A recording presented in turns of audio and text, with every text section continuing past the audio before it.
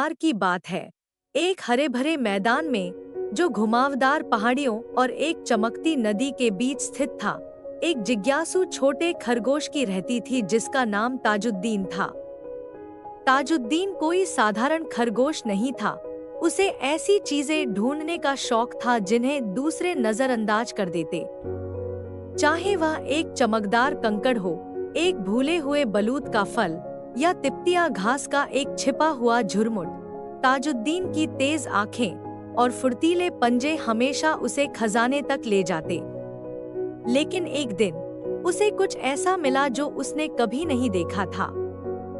जंगल के किनारे सुबह का समय, सूरज की सुनहरी रोशनी पेड़ों के बीच से छनकर आ रही है और हवा में पतझड़ की पत्तियों की खुशबू है। ताजुद्दीन जंगल के किनारे घूम रहा था, उसकी नाक हवा में सूंघ रही थी। तभी उसकी नजर काई के एक ढेर के नीचे एक चमकती हुई चीज पर पड़ी।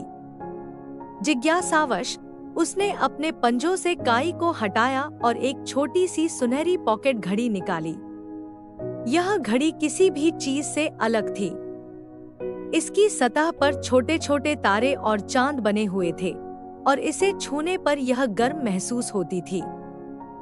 ताजुद्दीन ने घड़ी के बगल में बटन दबाया और घड़ी का ढक्कन खुल गया। इसमें नंबरों की जगह प्रतीक बने हुए थे, एक कछुआ, एक खरगोश और एक रेतघड़ी।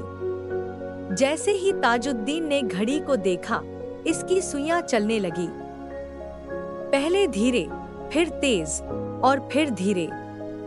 अचानक उसके आसपास की दुनिया बदल गई। पेड़ों से गिरती पत्तियां धीमी हो गई और पास में उड़ता एक तितली हवा में जम गया। यह घड़ी, यह समय को नियंत्रित करती है, ताजुद्दीन ने फुसफुसाते हुए कहा। उसकी आंखें आश्चर्य से चौड़ी हो गईं। मैदान, सुबह का समय। ओमर नाम का एक कछुआ धीरे धीरे घास के मैदान में चल रहा है। उसकी खोल सूरज की रोशनी में चमक रही है। ताजुद्दीन ओमर के पास पहुंचा, जो पहली ठंड से पहले मैदान पार करने की कोशिश कर रहा था।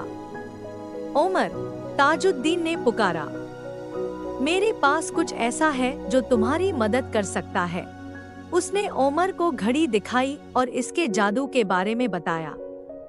मुस्कुराते हुए ताजुद्दीन ने घड़ी की सुई को कछुए के प्रतीक पर घुमाया। ओमर के आसपास का समय धीमा हो गया, जिससे उसे अपने शीतकालीन बिल तक पहुंचने का पूरा समय मिल गया। शुक्रिया, ताजुद्दीन, ओमर ने कहा। उसकी आवाज में कृतज्ञता झलक रही थी। तुमने मेरी जान बचा ली। मैदान का एक धूप वाला हिस्सा, जहां चूहों का एक परिवार बीज और नट्स इकट्ठा करने में व्यस्त है। ताजुद्दीन चूहों के पास पहुंचा, जो सर्दियों के लिए पर्याप्त भोजन इकट्ठा करने के लिए धूप के ढलने से पहले की दौड़ में थे। चिंता मत करो, ताजुद्दीन ने कहा, मैं तुम्हें और समय दे सकता हूँ। उसने घड़ी की सुई को खरगोश के प्रतीक पर घुमाया और चूहों के लिए समय तेज हो गया। सूरज आसमान में ठहर सा गया, जिससे उन्हें अपनी फसल इकट्ठा करने के लिए अतिरिक्त समय मिल गया। चूहों ने ताजुद्दीन के लिए खुशी से चिल्लाया, उसे अपना नायक बताया। ताजुद्दीन का बिल, शाम का समय। घड़ी नरम काई पर रखी हुई है। इसकी सुनहरी सतह अब थोड़ी मंद पड़ गई है। ताजुद्दीन ने घड़ी को देखा, यह नोटिस करते हुए कि इसके नक्काशी फीके पड़ रहे हैं और इसकी गर्माहट कम हो रही है। उसे चिंता सताने लगी, लेकिन उसने इसे अनदेखा कर दिया। यह अभी भी काम कर रही है, उसने खुद से कहा। मैं अपने दोस्तों की मदद करना बंद नहीं कर सकता। मैदान, एक भयंकर तूफान के दौरान। बारिश हो रही है और दूर से गड़गड़ाहट की आवाज आ रही है।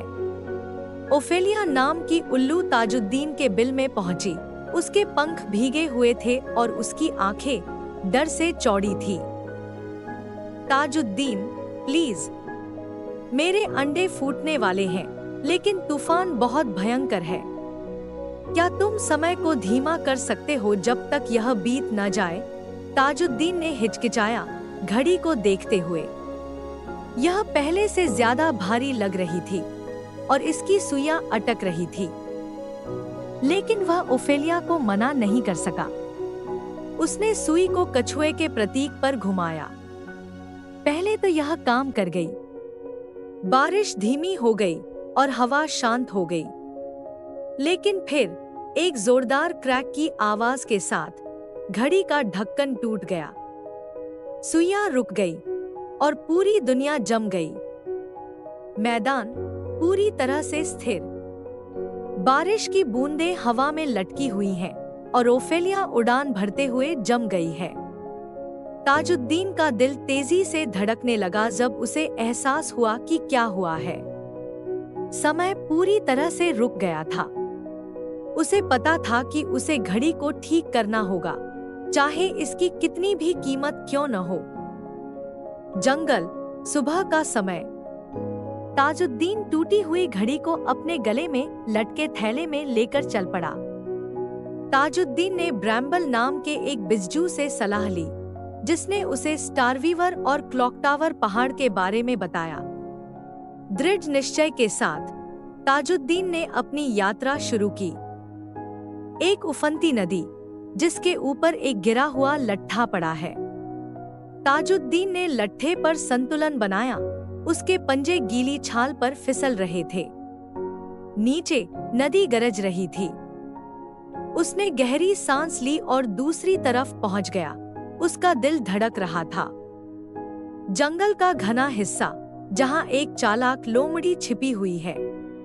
लोमड़ी ने ताजुद्दीन का थैला चुराने की कोशिश की, लेकिन ताजुद्दीन ने उसे कांटेदार झाड़ी में फंसाकर चकमा दे दिया। अब इतना चालाक नहीं लग रहे, है ना? ताजुद्दीन ने मुस्कुराते हुए कहा। क्लॉक टावर पहाड़ की ऊंची चट्टानें। ताजुद्दीन के पंजे दर्द कर रहे हैं, लेकिन वह आगे बढ़ता रहता है। एक दयालु हेजहॉग की मदद से ताजुद्दीन ने चट्टानों पर चढ़ाई की। उसका दृढ़ निश्चय कभी डगमगाया नहीं।